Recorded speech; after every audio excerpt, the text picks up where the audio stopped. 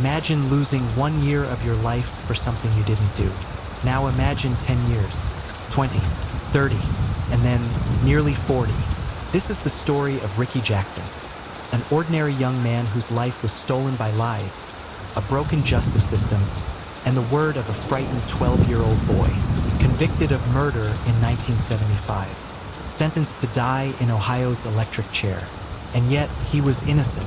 For 39 years, Ricky Jackson remained trapped in a nightmare. But his case would become the longest wrongful conviction ever overturned in American history. What really happened in Cleveland, Ohio?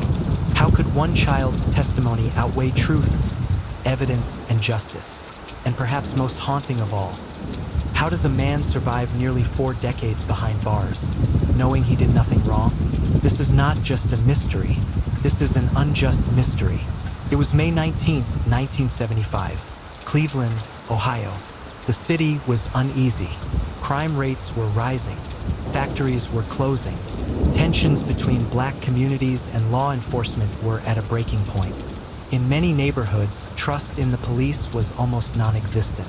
That afternoon, Harold Franks, a local money order salesman, was making his rounds. Harold was well known in the community, a hardworking man carrying a leather briefcase filled with cash, checks, and money orders. But on this day, danger was waiting. As Harold walked past a neighborhood convenience store, 2 men approached him. One hurled acid into his face. The other pulled out a gun. Gunshots echoed in broad daylight. Harold Franks collapsed to the pavement, mortally wounded. His briefcase was snatched, and just like that, the attackers vanished. It was a crime that sent shockwaves through the neighborhood. A man brutally murdered on the street in front of witnesses. Panic spread. People wanted answers.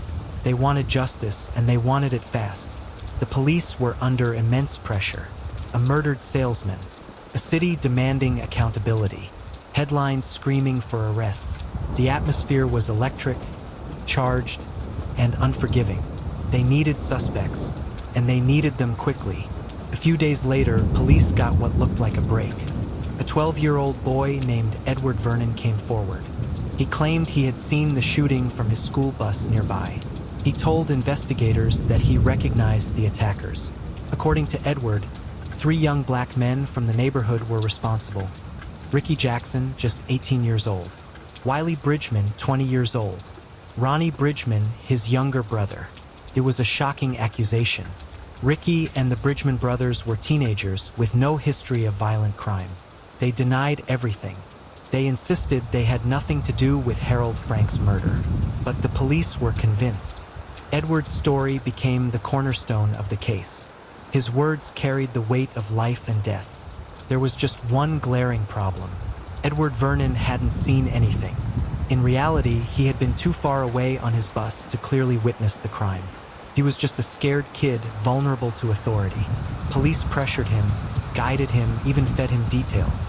They shaped his account until it matched the crime they wanted solved. But in 1975, the courtroom didn't care about those details. They had a witness, and to the jury, the word of one child was more than enough. The trial was swift. There was no murder weapon, no fingerprints, no physical evidence linking Ricky or the Bridgmans to the crime. But prosecutors didn't need evidence. They had Edward Vernon. On the stand, the boy repeated his story, nervously but firmly enough to satisfy the jury. The defense tried to poke holes in his testimony. They argued that Edward was too far away to see what happened. They highlighted the complete lack of forensic proof. But the courtroom atmosphere was already poisoned. The community wanted closure. A murdered man, 3 black teenagers accused. For the jury, the decision came easily, and the sentence, death. At just 18 years old, Ricky Jackson was condemned to die in Ohio's electric chair. The Bridgman brothers received the same fate, but fate had one more twist. In the late 1970s, Ohio's death penalty law was ruled unconstitutional. Instead of being executed, Ricky and the Bridgmans had their sentences commuted to life in prison. But for Ricky, life in prison meant decades. Decades stolen for a crime he did not commit. Imagine being 18 years old, sent to prison for the rest of your life. Imagine knowing you are innocent, but the world has closed its ears. That was Ricky Jackson's reality. Days became months. Months became years. Years became decades. Behind those walls, Ricky grew from a teenager into a man. He watched the world change through newspapers and prison television. He missed weddings. He missed funerals. He lost family members, friends, and entire chapters of life he could never reclaim. Other prisoners came and went. Some died. Some were released.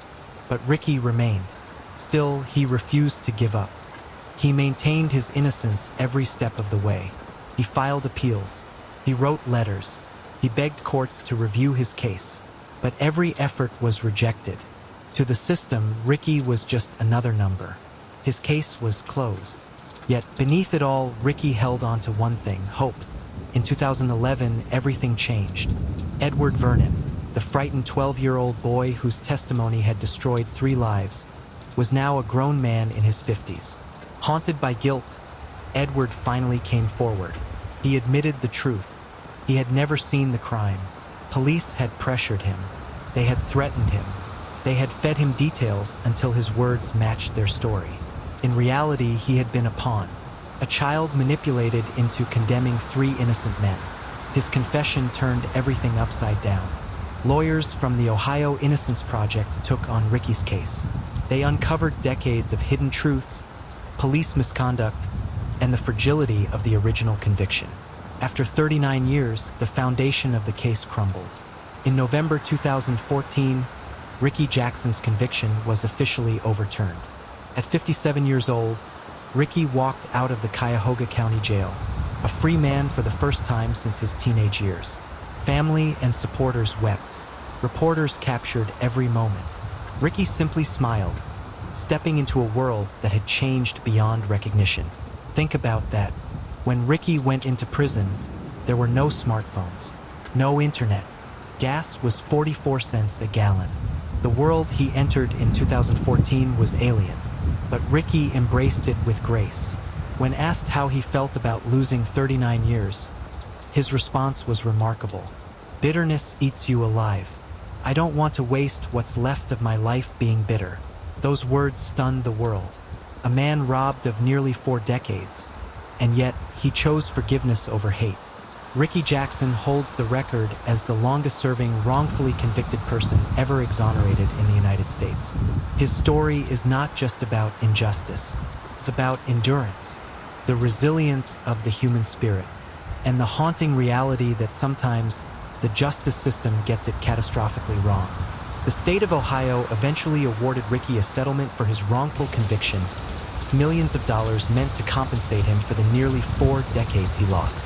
But no amount of money can give back the years, the memories, the life experiences that were stolen. Ricky Jackson's case forces us to ask difficult questions. How many others are still locked away for crimes they didn't commit? How many voices go unheard because the system values speed over truth? And how many lives are destroyed by one false testimony? What happened in Cleveland in 1975 wasn't just a crime against Harold Franks. It was also a crime against Ricky Jackson, a crime of injustice. This is more than a mystery. This is an unjust mystery. If Ricky's story moved you, subscribe to Unjust Mysteries. Together, we'll uncover the hidden truths behind wrongful convictions, haunting cold cases, and justice system failures that the world must never forget.